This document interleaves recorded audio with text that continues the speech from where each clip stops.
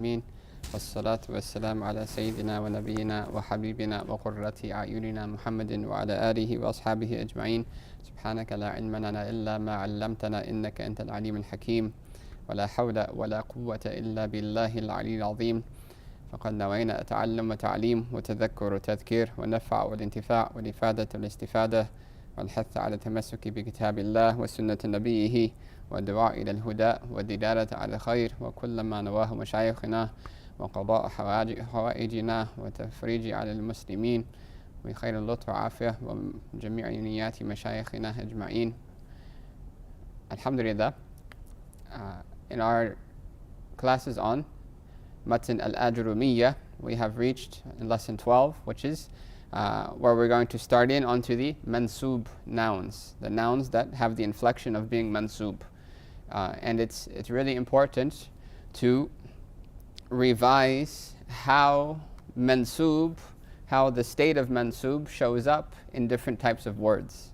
Because if we take it back to the earlier classes, we discussed that i'rab, or the inflection itself, whether it be marfu', mansub, majroor, or which one am I missing?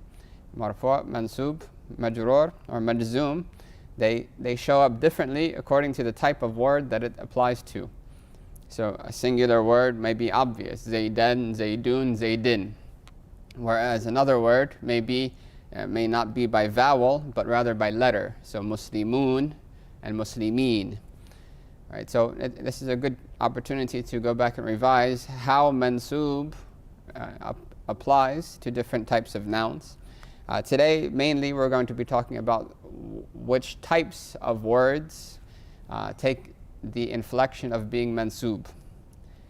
And essentially, they break down to quite a few, but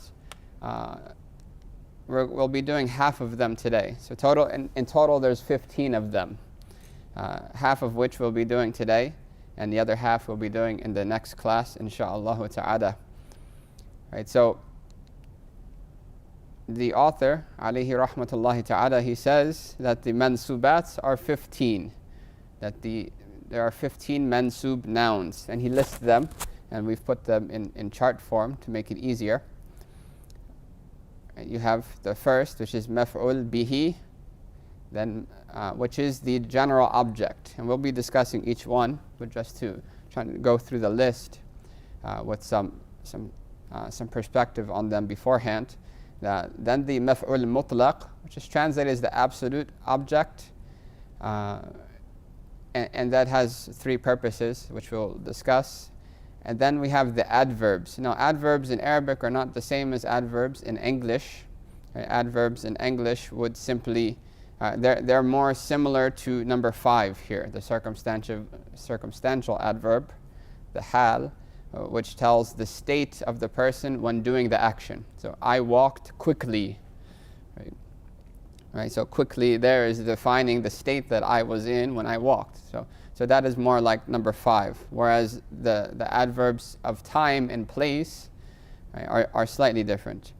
Right? Then you have this ambiguation, which I don't like these translations too much, but they will do for now. But again, just to reiterate, it's really important to keep oneself well versed with the Arabic terminology, because our goal is to then transition into purely Arabic books, right? And if one is restricted to only knowing the terms in their English equivalents, then it'll be a type of an obstacle for them later on, right? And then the mustathna, the exception, and then which we'll stop at that point today, and then the ism of la li nafi jins, right? The la that negates the entire category.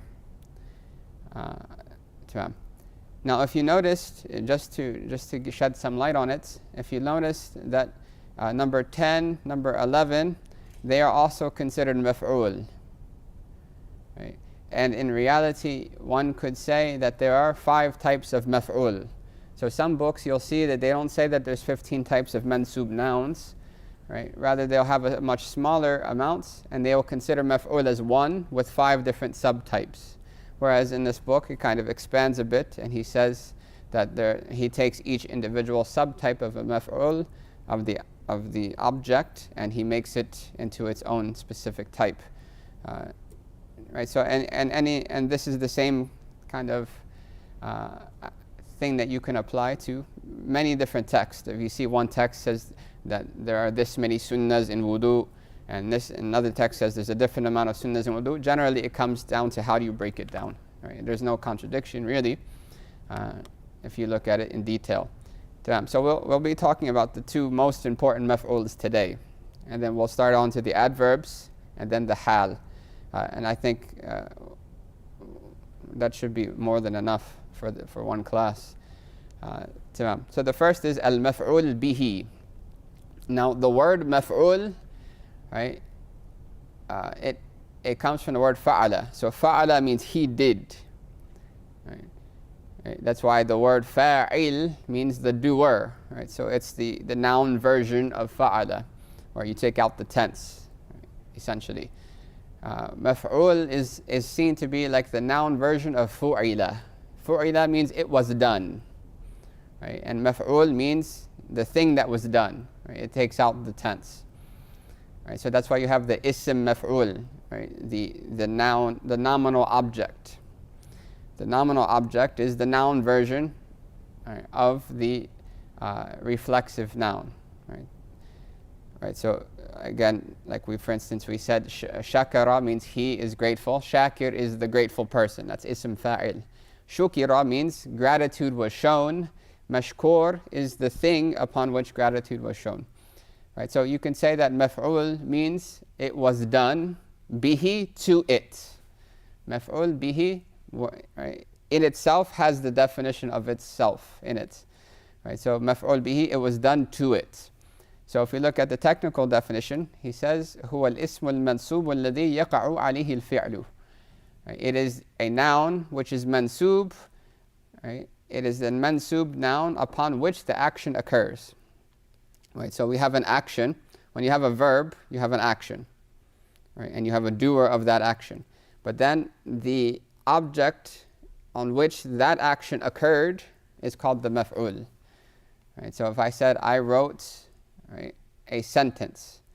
So I am the doer, writing is the action, and the writing happened, right? The writing occurred on what's called sentence. Right? That was the object of that verb. Right? And then if you remember back when we talked about the fa'il, the same exact breakdown happens here. So he tells us that the maf'ul is of two types. You have the zahir, the apparent maf'ul, which is a name. For instance, like if I said ra'aytu Zaydan, I saw Zayd. So the object of seeing is Zayd. And that's a name, so that's zahir, that's a clear name. And then the other option is pronoun. So I can say ra'aytuhu, I saw him. Right? And the same thing we talked about when we talked about fa'il. We will revisit the pronouns again today. Right, so zahir is pretty straightforward. The noun is going to be placed either after, most generally after the verb, and it'll be mansub. And you'll see how it is mansub because of its inflection, either by a voweling, right, like ra'aytu Zaydan, or by letter like ra'aytu al-muslimin. Right, the ya noon there being a sign of mansub. But the pronoun, on the other hand, is slightly different. Now, as a rule, we've mentioned before that anytime you see a pronoun attached to the end of a verb, you can safely say that verb, that pronoun is the object of the verb. Right, so if I said ra'aytuha, here I have a pronoun, right, attached to the end of a verb, ra'aytu. That's the original verb. Now ra'aytu is the verb, I saw. Now if you have, right, the pronoun is directly attached to that verb.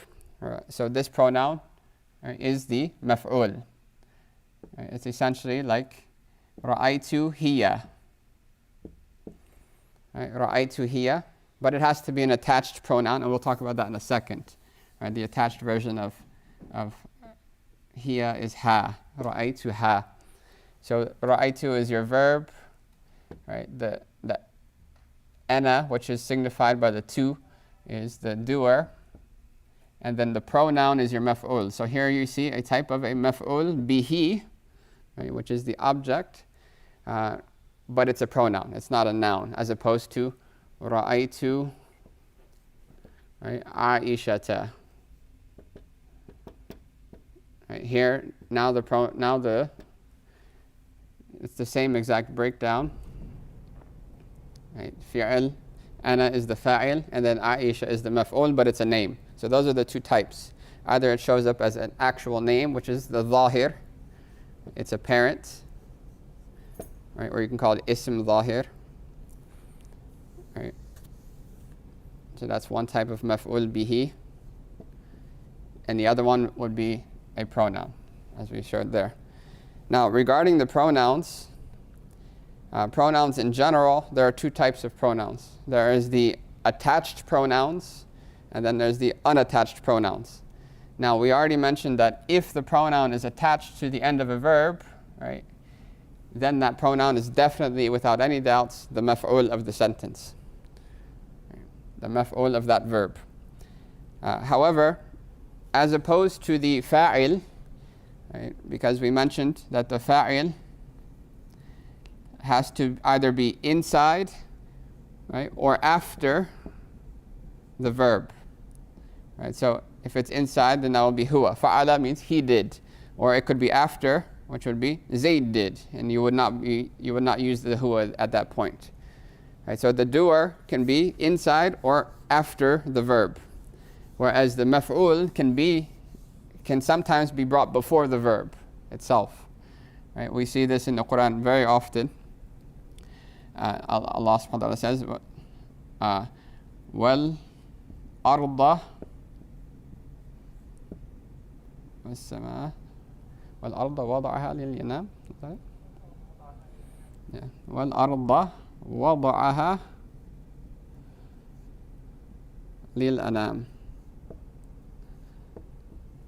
Right, so here you would have the maf'ul before the verb.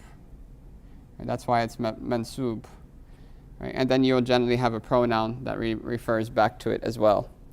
Right.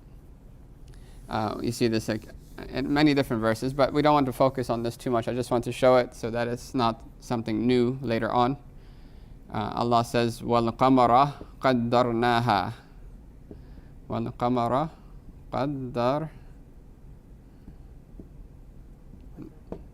قَدَّرْنَاهُ. Yeah. وَالْقَمَرَ قَدَّرْنَاهُ. Right, so you would say that this is the maf'ul bihi. Right, you could add muqaddam, meaning it was brought early. Right, and then you would do your verb. Right, fi'al, nahnu is the fa'il. Right, and then this who would be maf'ul again. So generally it will be repeated. Right, this who is referring to that. So it's a literary style. It gives emphasis to the sentence. But we want to focus on pronouns. So that's a type of ism zahir, or the maf'ul is before the verb. But the Imam Al-Ajurrumiyya, in the book, he doesn't talk about that. I just wanted to mention that just so it's somewhere in the back of your mind unconsciously later on when you see it.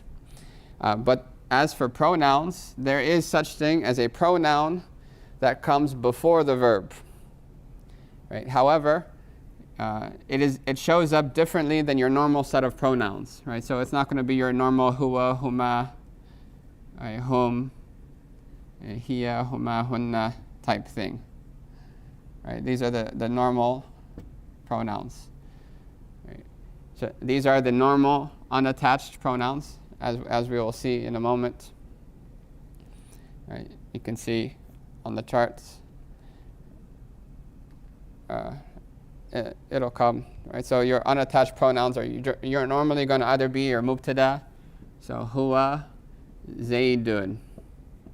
Right? That's when you would use an unattached pronoun, mubtada. It's one example. Right? And this would be your khabar.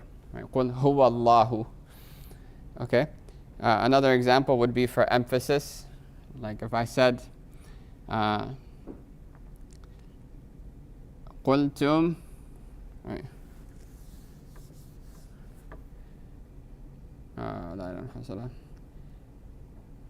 Alright, Allah says, in hiya illa asma'un sammaytumuha sammaytumuha.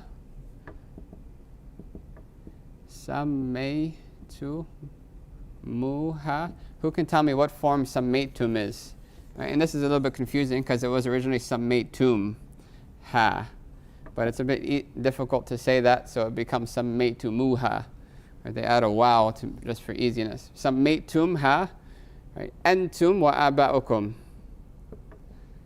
Antum wa aba'ukum. Right, so this is just emphasizing the pronoun that's already there, right? And then adding another one. Right, so it's as if you named them, you and your fathers. So it's an emphasis of repeating the word. We talked a little bit about emphasis last week. Right, but essentially the sentence is this: Sammaytum ha. Who can tell me what form sammaytum is? For those listening, are there anyone on the Zoom? Yeah. Who can tell me what form sammaytum is? Form 2. Form 2. What are the root letters?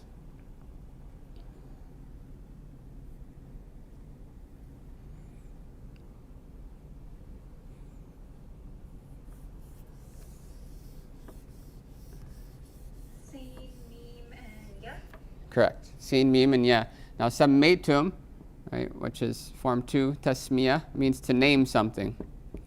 Tasmiyatun means to give something an ism, a name.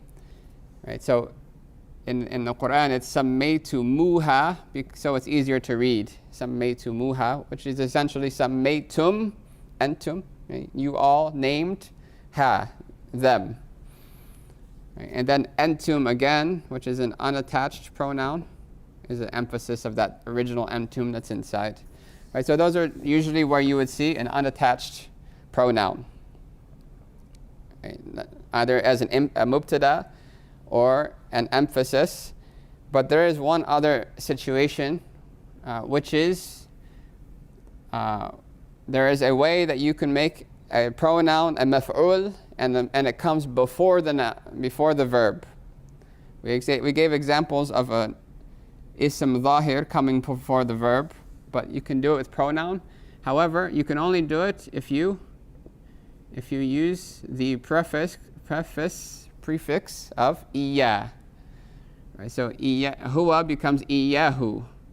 Right, huma becomes iyahuma. Right, then iyahum. And then so forth. Iyaha.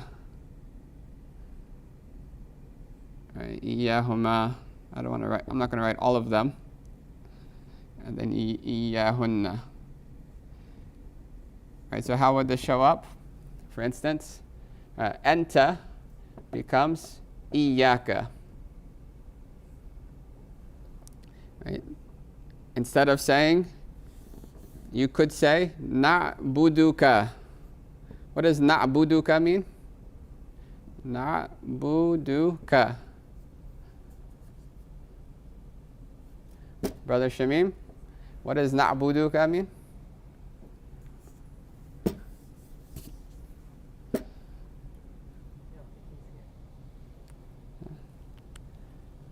Who is there?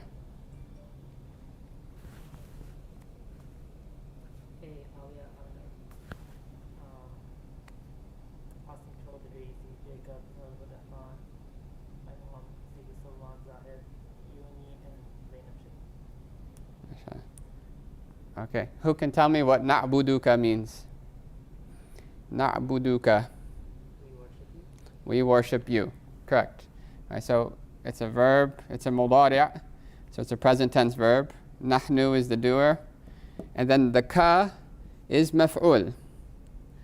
right? It's maf'ul bihi, and it's a pronoun that's attached. It's an attached pronoun, right? However, you can say this same sentence by putting the pronoun first, right, with the prefix of iya. So iyyaka na'budu. Sounds familiar. Iyyaka na'budu. Right? Now iyyaka is essentially ka, like anta. Right? But it coming before the verb has a rhetorical benefit of emphasis and of what's called hasr. That it's something that confines to have the meaning of only. Right? So na'buduka, we worship you. Iyyaka na'budu, only you we worship. Right? So there's a rhetorical benefit for doing such a thing like this. Right? One would ask, why don't you just say na'buduka? Right? Because there's a great difference between the two. Right? So here you would say that this is maf'ul bihi. Maf'ul bihi. Right? And if you wish, you can add muqaddam. Muqaddam. Muqaddamun. Now muqaddam comes from the word qaddama, which means to bring something first or bring something forward. Right? So muqaddam means something that's brought early. Right? And then you would say that na'budu is your verb, nahnu is your doer. Right? And your object, your verb, and your doer all together makes jumla fi'liyah. And that's the breakdown. Right, so in summary, the maf'ul can be either an ism zahir, an actual name, right? In which case it could come before or after the verb. If it comes before, then you're still going to have to bring a pronoun that refers back to it anyway after the verb. Right, so you can say qaddarna al-qamara, right? We arranged we determined the moon. Qaddarna al-qamara. We determined the moon. Or you can say al-qamara qaddarnahu. The moon, we determined it.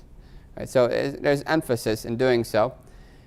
Or your maf'ul can be a pronoun in which it could come after the verb, like na'buduka. Right, in which case any pronoun attached to the end of a verb is automatically the maf'ul of that verb. Right? Or it could be, right, brought before the verb in which it has to be prefixed with iya.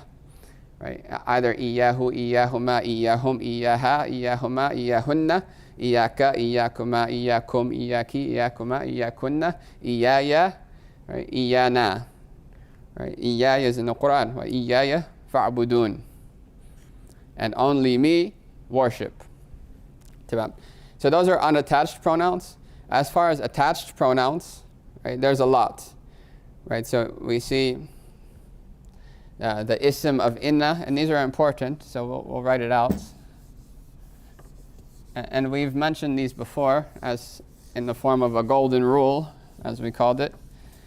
Anytime you see inna, right, the word inna, let me change markers. I think this one is coming close to its 4 takbirs. May Allah give us all husni khatima. So whenever you have an inna and you have a verb, you have a pronoun attached to it, right? So you can't have inna huwa, right? You can't have inna huwa, right? It has to be attached. Inna hu. And that applies to all of the pronouns, right? So if you ever have a pronoun attached to inna, automatically that's your ism of inna, without any doubt whatsoever. It can't be anything but the ism of inna.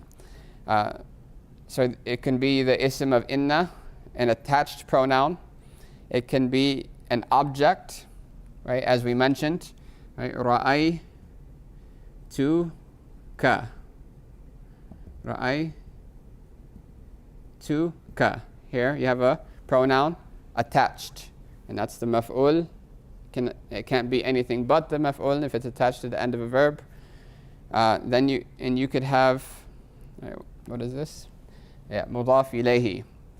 Right, so anytime you have a pronoun attached to a harfu jar, attached to a noun, any noun whatsoever, like for instance, kita, buki. Right? Anytime you have a noun with a pronoun attached to it, that pronoun is automatically mudaf ilayhi, and that indicates that this is an possessive phrase. And these are really important because these are shortcuts. They're actually not shortcuts because you're not really skipping anything. Right? And then the fourth possibility, right, so these are four possibilities of an attached pronoun, is that if the pronoun is attached to a harfu jar. Right? So you have, for instance, fi or ala or min. Right? If there's a pronoun attached to these, it'll become fihi, right? Alayhi, or minhu. Right? So here in these cases, all of these pronouns are attached and they all become what's called ism majrur, because a pronoun is a noun. So it's ism majrur. Tamam. Right, and here's the breakdown of the attached and unattached pronouns. Right, so your attached ones are as normal: huwa, huma, hum, hiya, huma, hunna, anta, antuma, antum, anti, antuma, antunna, ana, nahnu. Right, and if you haven't memorized them yet, then you should make a note of doing that as soon as possible. Right, and then the equivalent attached form of those would be hu, huma, hum, he, hum, ha, huma, hunna, ka, kuma, kum, ki, kuma, kunna. And then for ana is a very strange one. Right? So nahnu is na. That's easy. Right? You can say innana, ra'aytuna, kitabuna, fina, alayna, minna. Right? That's the normal. Right? But ana is a bit tricky. So I will erase this. It's certainly on the video for those who want to see later. Okay. Now the attached version of ana, right, depends on whether it's a verb. So if it's a verb, right, it's going to be ni. Ni. Right. So you're going to say, for instance, he hit me would be daraba. Darabani. Darabani. Okay? And the reason is that the basis is that the pronoun, the attached version of ana is ya, is e. Right? So you'll see, like, if I put it on a noun, kitabi. Right? The only additional letter is the ya. Right? Ya with a kasra before it, kitabi. If I put it in front of it, inna, it'll be innani or inni. You can say both. Inni or innani. You can say both. If I put it in front of a harfu jar, it becomes ala becomes alayya, because the yas combine, or fiya. Right, or minni, however, right. But so the basis is the ya. The ya is there in all of them. Right, but for the verb, because the verb is mabni, it's unchangeable. Daraba will never be darabu or darabi. It won't change to that, for instance. Right, it's stuck as daraba, and whatever the equivalent is, if it's daraba, right, it'll stay like that. So if it's darabu, nothing will change that from its original form. So if you want to add a pronoun to the end, the pronoun cannot cause a change in the form of the verb itself. Right? So most pronouns wouldn't do that anyway. So if I put huwa on here, it'll be darabahu. Nothing changes. Daraba is intact. Darabahu. Daraba is intact. Darabu. Right, who, right, it remains intact.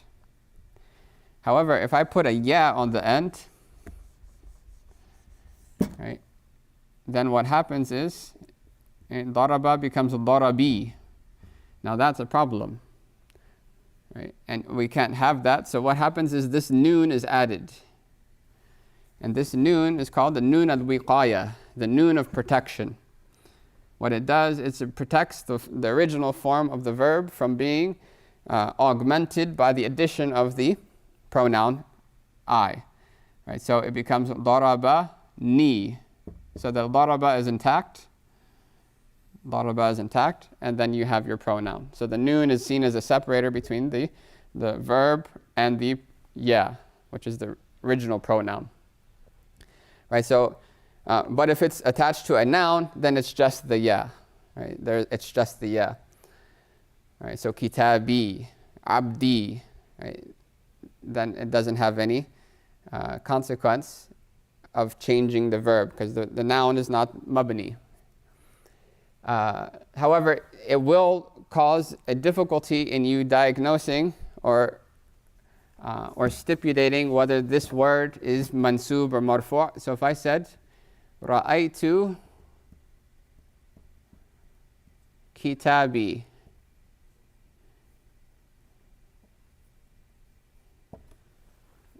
okay, ra'aytu kitabi. So this is your maf'ul. Right? You have a pronoun attached to a noun, automatically a possessive phrase.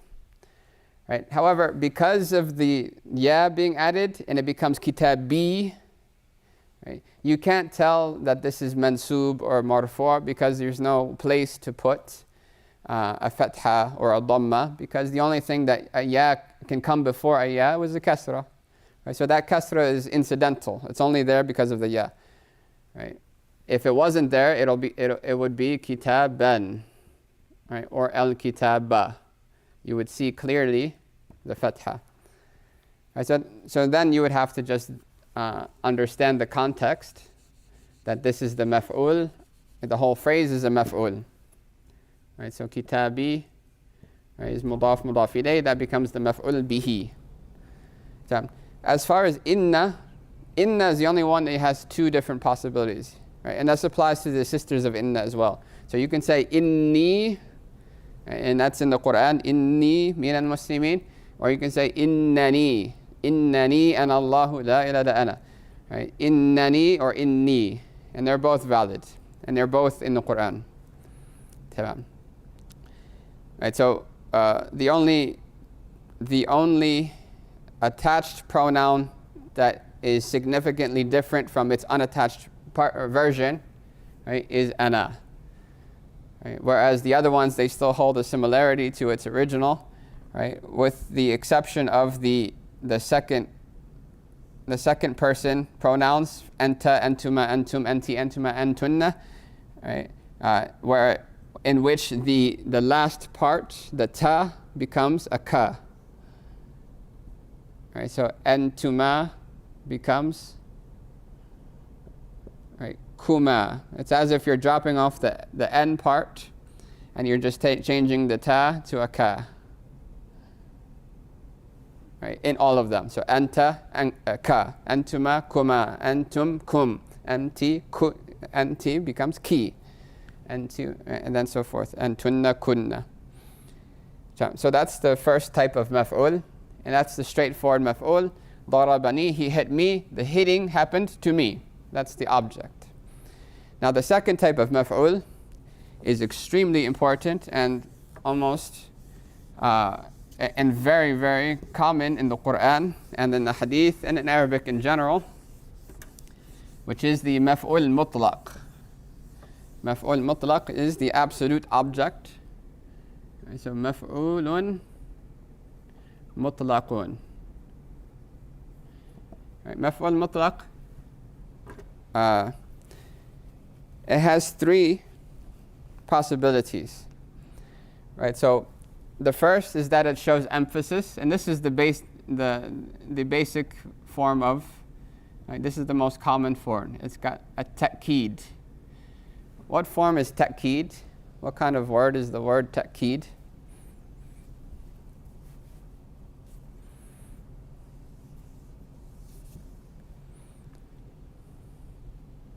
Make sure you guys aren't sleeping. keep you awake. What kind of word is the word? Sorry? It's a masdar. Which form?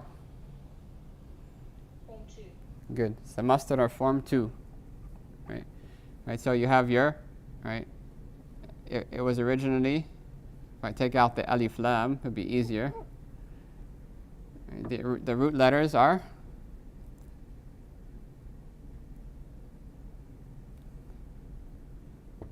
taf'il. Right. So the fa matches with the hamza, the ka with the ayn, and the dal with that. So you have akada. Akada, akkada yu'akkidu means to emphasize something. Right, to emphasize something. And these are important words because they come up a lot in fiqh. Like you have the sunnah mu'akkada, the emphasized sunnah. Sunnatun mu'akkada is a descriptive phrase. Sunnatun mu'akkadatun. Right, this is the ism maf'ul of form 2. Like Muhammad, mu'akkad, but it's feminine, so this has to be feminine. Right, sunnah mu'akkada, emphasized sunnah. Right, so that's an important word. So that's the first and main type of the maf'ul mutlaq is for emphasis. Now, for using the maf'ul mutlaq for emphasis, generally what you would do is you would have your sentence. Right, so for instance, darabtuhu. I know I keep hitting people in this class, but there's a reason why they use daraba, and it's not as sadistic as it seems. Right? It's because they're all, right, none of them are 6 letters, and it always takes a maf'ul. So darabtuhu, I hit him. If I want to emphasize that, I want it to be I hit him, exclamation point. Then in Arabic, we don't have exclamation points. So what we do is we add a masdar. We add what's the masdar of daraba? Does anyone know? What's the masdar, the root noun of daraba?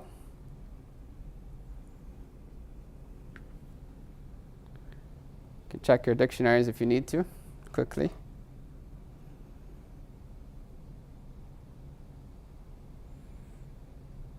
Anyone? Daraba yadrib?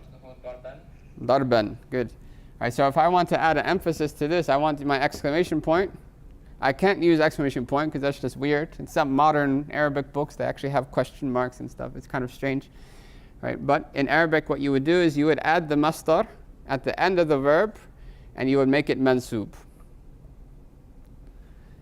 Right, so here, darabtuhu darban, if you literally translate, I hit him a hitting.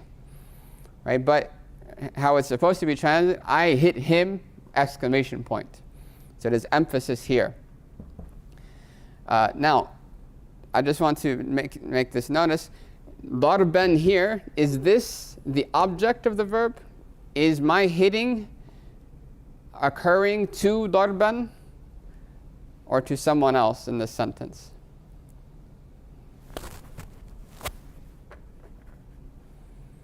Am I hitting darban?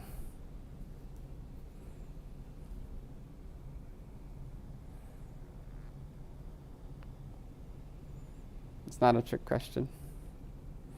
Am I hitting a word called darban, or am I hitting someone else? Darabtuhu darban. Hitting him. I'm hitting him. Right? So I'm not hitting darban. So that's why it's not the object. It's not the maf'ul bihi. Right? Rather, if I break this down, I'd have a verb. Who is the doer of this verb?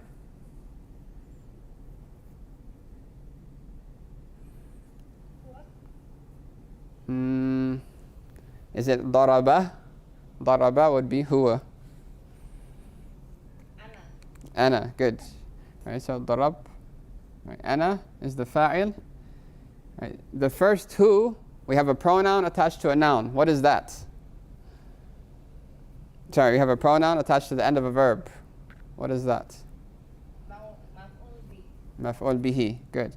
Right, so the hitting is happening to who? Right, to him. Right, that's the actual victim of the hitting. Right, but darban is not the victim of the hitting at all. It's just an explanation. It's an emphasis of this original verb, so it's called the maf'ul mutlaq.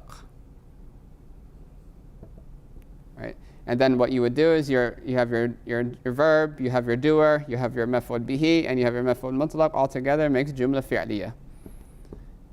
Right, so we're just adding extra meaning to the original sentence by adding the maf'ul mutlaq, a meaning of emphasis. That's the first type. Now this emphasis, right, it's going to be a root noun that is either exactly the same as the verb that's being used, right, or it's going to have the same exact meaning as the verb, but it could be in different words. Right? So, for instance, if I said, what does qa'ada mean?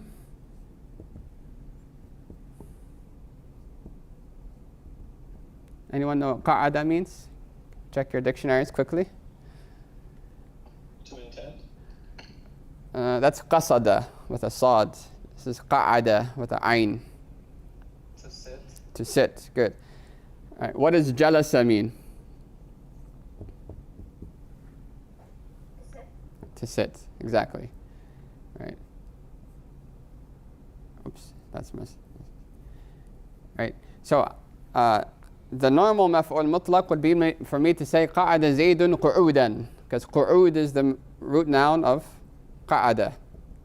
Qu'udan. That's your basic same sentence. Zayd sit. Zayd sat! Exclamation point. Right. But however, because they share the meaning, I could say qa'ada zaydun julusan. Right? It still serves the same purpose. It's still maf'ul mutlaq of qa'ada, because it means the same thing. It's not exactly the same noun, or the appropriate noun for that verb, but they mean the same thing. Same thing, jalasa zaydun qu'udan. Right? It's not as common as using the exact verb, but you can do it. Right? It's not haram. Right? It's like khilaf al-awla.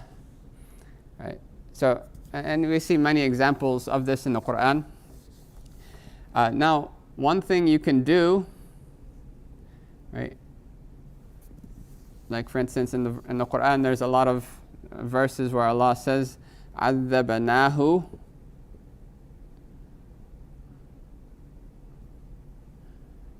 Adaban. Right? And I'm cutting the verse short on purpose. Right? How would you translate this? Adhabanahu.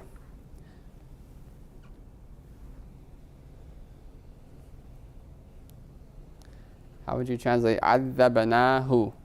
Adaban. We punished them. We punished We punished him. him. Yeah. And then what's adaban? It's the root noun for adaba. Yes, it is. Right. So form 2, you can say either fa'al or taf'il. Both of them are. So form 2 and form 3 have more than one possibility. Right. So adab or ta'adib. You can say adabanahu ta'adiban. Likely, it's the same thing. Or adaban. Right. So this is we punished him! Exclamation point. Or indeed we punished him. So there's emphasis there because of adaban. Right. However, while adding the emphasis, you can add a descriptive noun here. So to make this mawsuf sifa. Right. So you see in the Quran constantly adabanahu adaban, right? Aliman. Aliman means painful. Right? Or shadidan, or severe. May Allah save us from His punishment. Right? So adaban aliman, or adaban shadidan. So you have your maf'ul mutlaq, it's already giving emphasis, but you're also adding description to the emphasis. It's really beautiful the way it's done. Right? So this becomes mawsuf, and this becomes your sifa, the phrase that we talked about. They're both masculine, they're both singular, they're both mansub, and they're both indefinite. They match in all four, and then this becomes your maf'ul mutlaq. Right? And the whole thing is jumla fi'liyah. Right? So you can see that a lot in the Quran as well. Right? Whereas that by itself is just the normal maf'ul mutlaq, right, with an added descriptive to the end. Right? So that's the first type of maf'ul mutlaq, is for emphasis. Any questions on that? just before we move to the second type?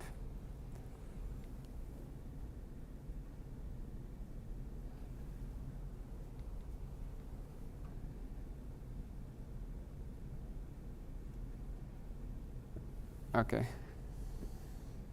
Let's move to the second type. If you have any questions, just let me know at the end. Bi-idhnillah. Try to make some more time for this. The second one is to show the style of something. And these are really beautiful things to add to your repertoire of Arabic. All right. This is called bayan. Now you know that you can notice here that bayan is a masdar of form 2, like adab, salam, fa'al, bayan. Bayanu an-naw'. So this is right. Bayanu an-naw'i, which means clarifying the style. Bayan means to clarify, and naw' means the style, or literally the type. Right now. Right, for the emphasis, we said we're going to use the root noun, the masdar. Either the one that it's exactly the same masdar as the word used, or one of equivalent meaning. Right. For this one, we're not going to use exactly the masdar, right, but we're going to use the masdar on the form of fa'ala. Fa'latun.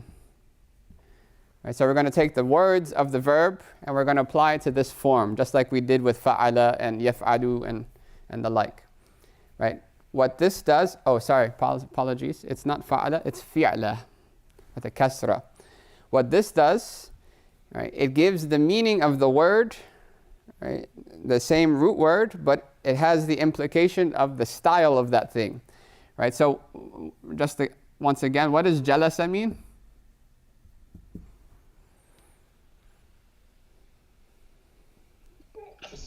To sit, good, right? So if we applied the jim, lam, sin to fi'la, which would become jilsa, how would you translate it?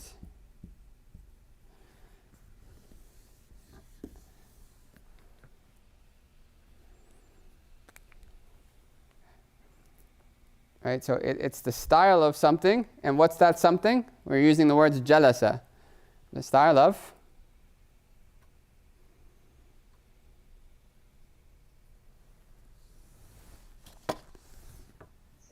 the style of sitting, exactly.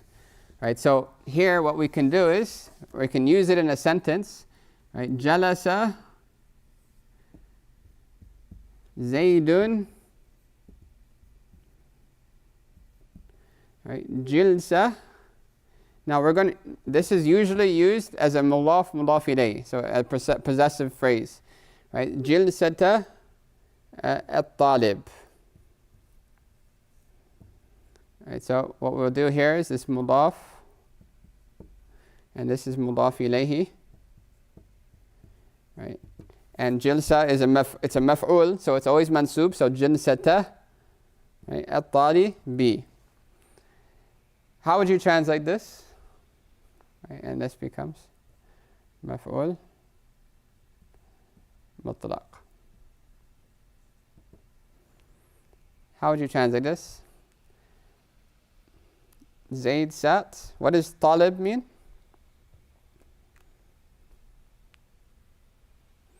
Just a rough translation, because the exact translation you kind of have to mend it into what English is used to.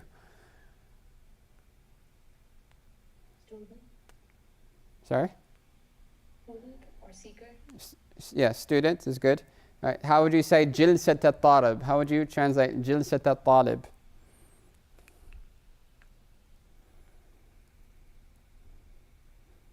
Right, so you're going to need a of in between because it's possessive phrase, right?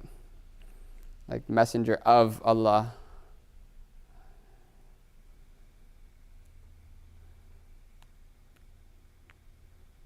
Right, so what was jilsa again? By itself? The sitting style of at-talib. Go ahead.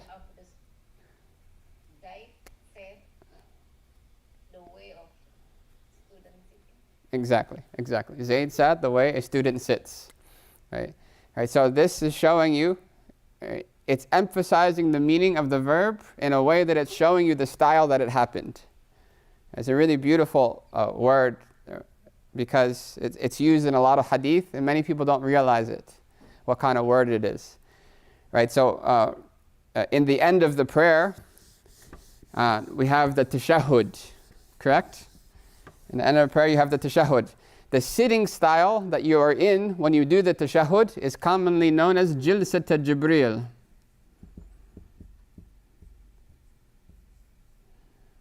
Jibril. Right? The sitting style of Jibril, because of the hadith where the Prophet came to Jibril alayhi salam came to the Prophet, asked him questions. He sat, the narrator, Sayyidina Umar, he says that he sat on his knees, right, with his knees next to the knees of the Prophet sallallahu alaihi wasallam. So that sitting style, the tashahhud, is called the sitting style of Jibril. The famous hadith where the Prophet tells the young boy not to play around with the food on the plate, and he says, Ya ghulam, sammillah, O boy, say the name of Allah, wa kul biyaminik, and eat with your right hand, wa kul mimma yalik, and eat from that which is closest to you. So the narrator of the hadith is actually that boy himself, and he says at the end of the hadith, ma zalat. Who remembers what ma zala means? One of the sisters of Kana.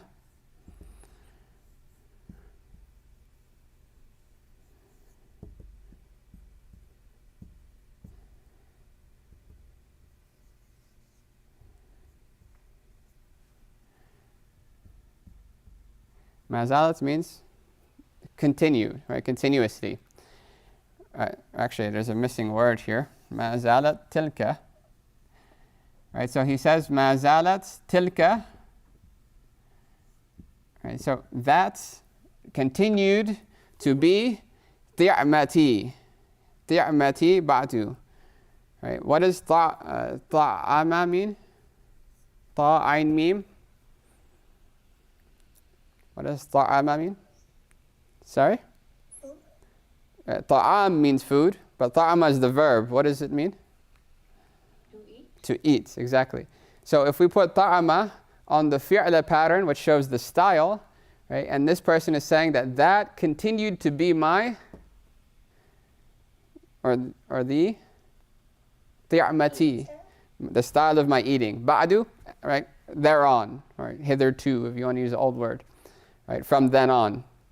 Right, so that continued to be the style of my eating from then on. Right, meaning he would eat from what's closest to him, he would say the name of Allah, he would eat with his right hand, and so forth. So ti'ma is fi'la. Right, and then don't be confused by it being mudaf to the pronoun. As we mentioned before, once it becomes mudaf to the pronoun, it has to have a kasra before it. Right, where this is still mansub. Just one last example. The Prophet ﷺ, he came into the masjid and he saw a Harith radiallahu anhu sleeping on his stomach. And the Prophet nudged him and said, Inna hadhihi al-dij'a yubghiduha Allah. Verily, this dij'a, daja'a means to lay down on your side, or to lay down, sorry. Daja'a means to lay on your side. So what does dij'a mean?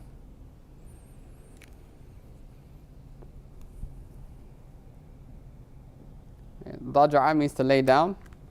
What does dij'a mean? Laying down. Exactly. So verily, this style of laying down, yubghiduha Allah. Allah does not like it. Right, so you can see, fi'la means the style of that thing. Tamam. Right, there's more hadith, right? That charity yadfa'u mitata su, right? The bad death, mita. So that's the second type. It's used, right? You use the root noun of that verb, right? But you put it on the form of fi'la, and that is generally used as a mudaf ilayh. Right? Right, so if I said shuribtu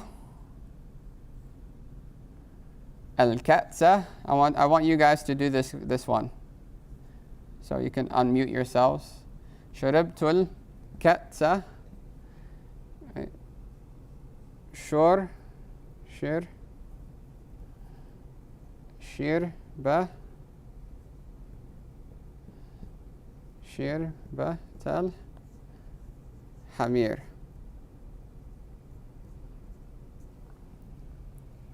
Does everyone know what every word here means?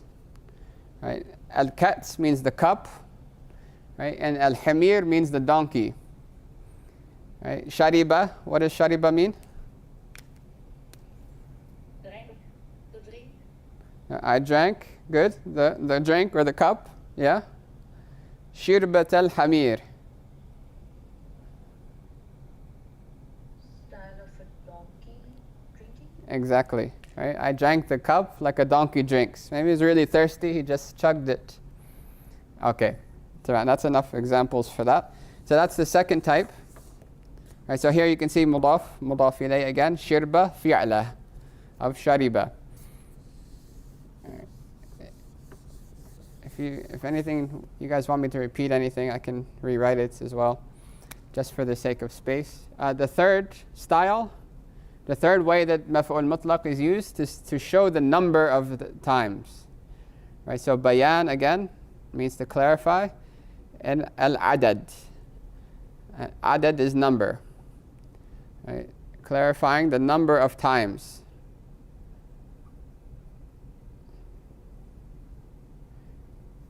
Right, clarifying the number. Right, so here you're going to use the root noun of the verb, right, but on the form of fa'ala, with a fatha. Right, so this is fi'la, this is fa'ala, big difference. Right, right, and this one is just the masdar, either the exact word or a word of corresponding meaning, like jalasa and qa'ada, same meaning. Right, so here you're using fa'ala. So if I said darabtuhu or darabtu, let's use a dhahir maf'ul. Zaydan, poor Zayd. Right, darbatan. Darbatan. How would you translate this? Right, actually that's not fair. Darbatan means once. Darbatan means once. Right. So how would you translate this? I said once. Yeah, well, technically it means one hitting, right? And it's already mentioned here, so you just say once. Right, now I can take this, if I wish, I could add emphasis by saying wahida. Right? Essentially repeating the one, right? I hit Zayd one hitting. Right? Essentially it's the same exact thing if you didn't mention wahida, but it adds emphasis. Right? So we see in the Qur'an, right? Nufikha fi s-suri nafkhatun wahida. Right? One blowing of the horn. Right, nafkhatun wahida, mawsu sifa. Right, you don't need to do that though. You don't need to do that. Right, so darbatan by itself means once. If I wanted to say I hit him twice, how would you say I hit him twice? How do I make this word tathniya, dual? Dual but mansub. How do you make any word dual? Any noun? Sorry? Darbatain, very good. Right, darbataini.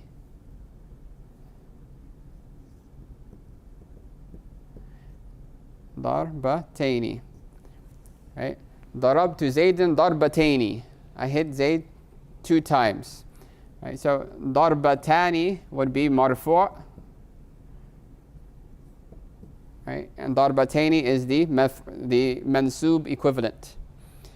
Now, if I want to say even further than that, 3 times or more, then I'd have to add the number. Right? And then that goes into the chapter of numbers, which we haven't done, but will come in the future, inshallah. So I would say, darabtu Zaydan thalatha darabat. And I would use it plural. Essentially, it's the same thing. Right, but now it's 3 times. I'd have to use a number, because 1 and 2 you can do without the number. Okay, does that make sense?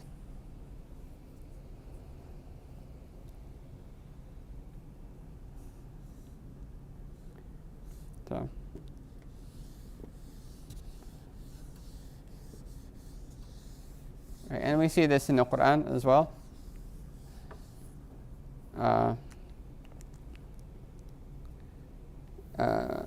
Yeah.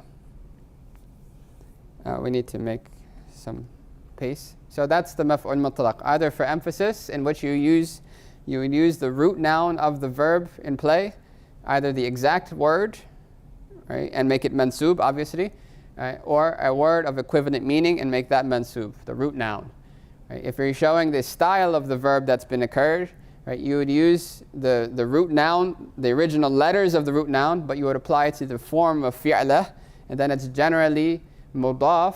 It's mudaf to the word that it's the style of, right, the sitting style of Jibreel, or the sitting style of a student, right? Right, generally, it's used like that. And then if you want to clarify the number, you would put the same root letters of that verb, right, on the form of fa'alatan, and that's 1. Fa'alatayni becomes 2, and then anything above that you have to add the number thalatha fa'alat, right, arba'a fa'alat, and so forth. So that's the maf'ul mutlaq. The next thing is the adverbs of place and time. The adverbs of time and place. Sorry, I'll erase this.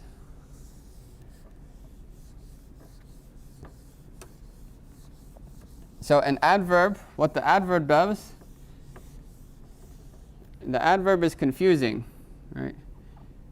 It's called the dharf. And dharf actually in English, in Arabic, is the same word for envelope.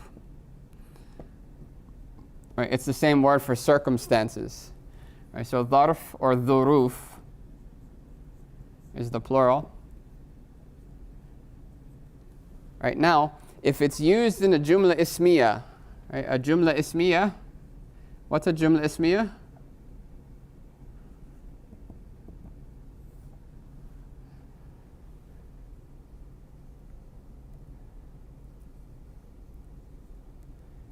No one?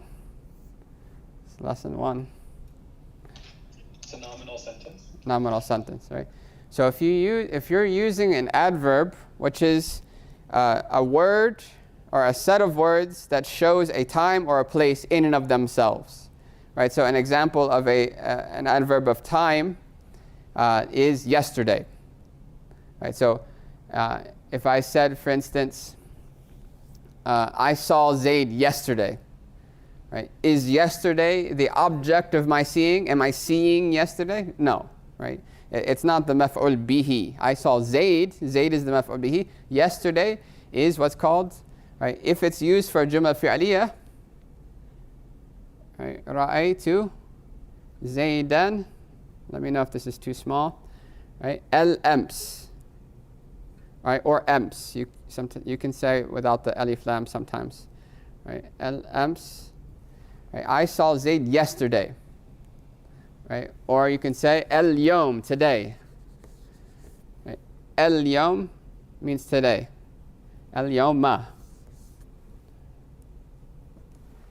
Right now, right? So here, ra'aytu is the verb, ana is the doer, Zaid is maf'ul bihi, and el-yom is technically a dharf of time. It's an adverb of time. Dharfu zaman. Zaman is time. What is the opposite of zaman? Extra points, whoever gets this. What's the opposite of zaman? No one ever gets it, but you can try. Makan. No, the opposite of zaman is a woman. Right? Sorry, I felt like joking today. Right? Yeah, but makan is something else. Zaman's a woman. Yeah, no explanation. Right, so if it's a jumla ismiya, it's called the adverb of time. Right, but if you're using it in a jumla fi'aliyah, it has another name that you can call it, which is called maf'ul fihi.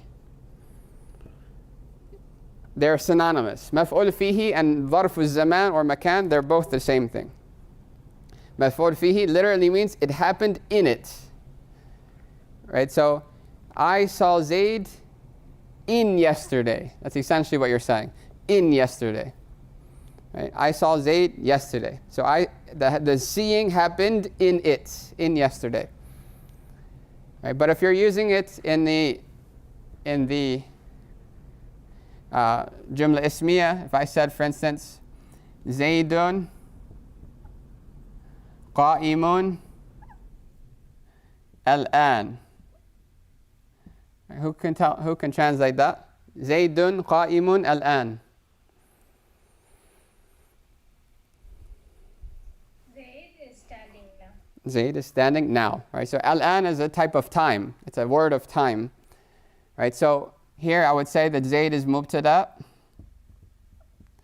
qa'imun is khabar, right? And then I would not call this maf'ul fihi, I would just call it dharf al-zaman, right? Or just dharf, the dharf of time, right? And then all that together would be your jumla ismiya.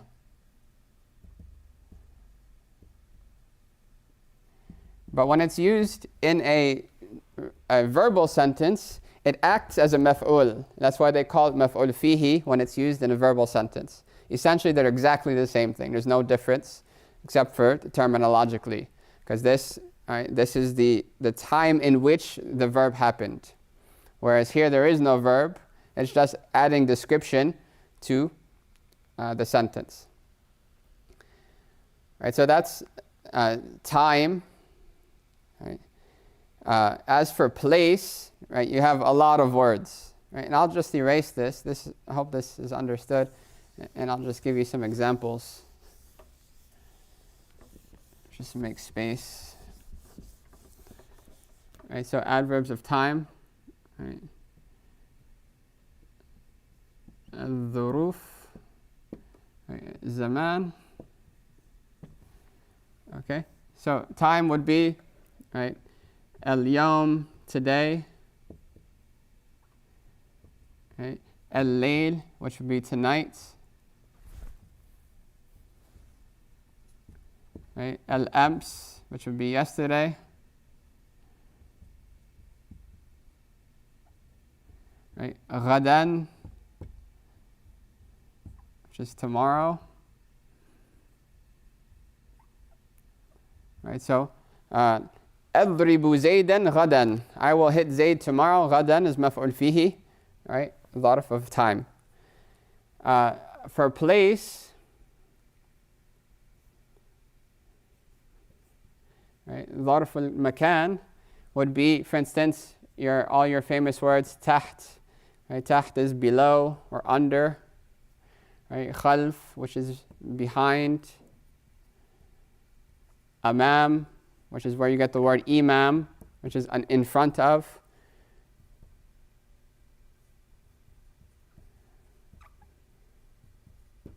Right? Fawq, which is above. Right? And so forth.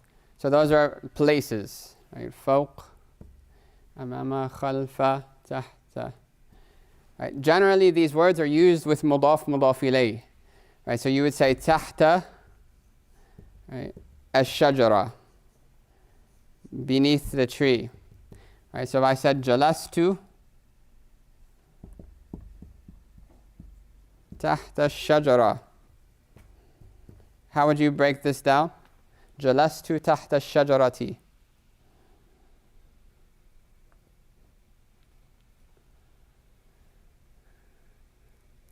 Anyone? How would you break down jalastu tahta ash-shajarati? Tahta means below or beneath. Jalastu would be the fi'l with the fa'il. Okay, fi'al, fa'il. Okay. And then tahta. So I sat under the tree, but this would be the maf'ul fihi. Yes, so this whole thing will be maf'ul fihi, but beforehand you would call this the mudaf, right? Mudaf ilayh, because that's generally how they're used. Right? And then that's your maf'ul fihi, right? Also known as your dharf makan, so it's a place. Right? Dharful makan. And because it's a jumla fi'aliyya, we're just going to call it maf'ul fihi. So fi'al fa'al maf'ul. That's your sentence. If it's not used with a mudaf ilayhi, if the mudaf ilayhi is not present in any of these words, then what happens is it becomes mabni, which is an interesting thing. There's a few words that I didn't add. Let's add them. Very important words. Qabl, which is before, right? And ba'd, which is after.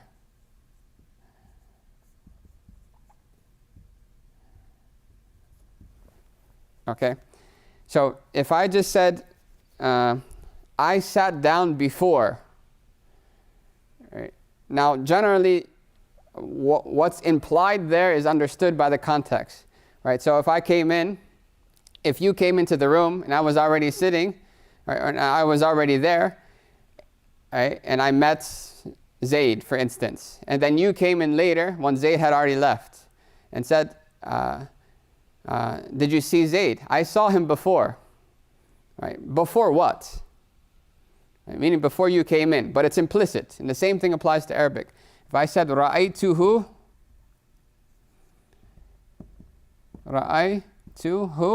qabl. Right, now I did not mention the mudaf ilayhi. Right, I can say qabla al-yawm, right, before today, meaning yesterday, or qabla yawmain, before 2 days, meaning 2 days ago. But I can just leave it blank, right? And that's called implicit. If the mudaf ilayhi is not mentioned, then qabl becomes mabni and it always has a dhamma. It's stuck with a dhamma. And you'll see this in the Qur'an. What's the verse? Ibrahim wa Ishaq wa Yaqub.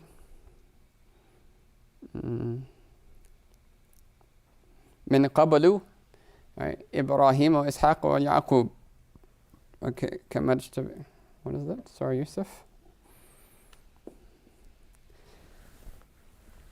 كما أتمها على أبويك من قبل, right? Allah says كما أتمها على أبويك من قبل, just as Allah has perfected it upon your forefathers من قبل, from before. That's it, from before. Min qablu, with a dhamma. Right? Meaning from before this, but it's implicit, therefore it doesn't get any i'rab, it's stuck. And even if it has, sometimes they're used with the word min before it. Right? From before. Min qablu. If the mudaf ilayhi is not there, it's min qablu. Even though it's after min, it's mabni, it doesn't change. But as soon as I add the word, the mudaf ilayhi, right, it becomes min qablil yawm. Right, then it becomes mu'rab. Because of the min, it becomes qabl. Or if I took out the min, I ra'aytuhu qablal yawm, because the default is that it's mansub. Right, so here this would be mudaf ilayhi, maf'ul fihi. Any questions on this?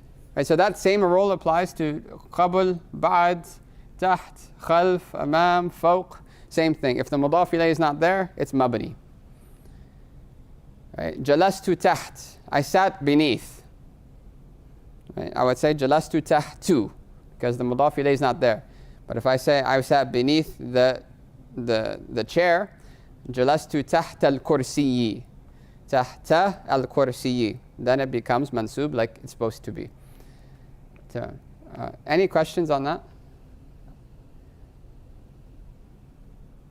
Because that's a lot of information all at once.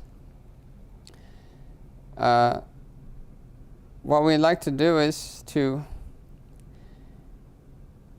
maybe give some of the adverb words. Inshallah, maybe we'll send it by means of the email. Hopefully everyone is registered.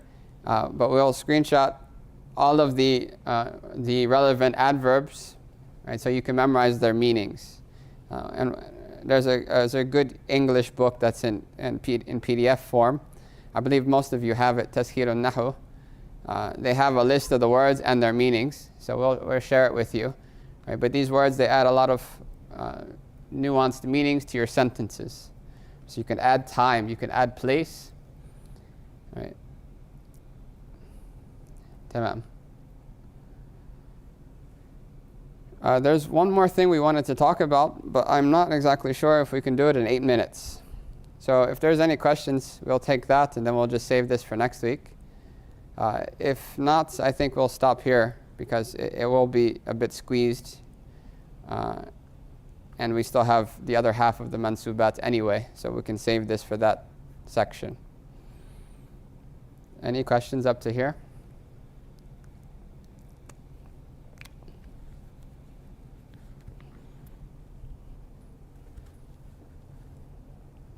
Tangled. Allahu Akbar. Tamam. So, bi'idhnillah, this is a bit of a heavy chapter or heavy section. So please try to keep up on your revision.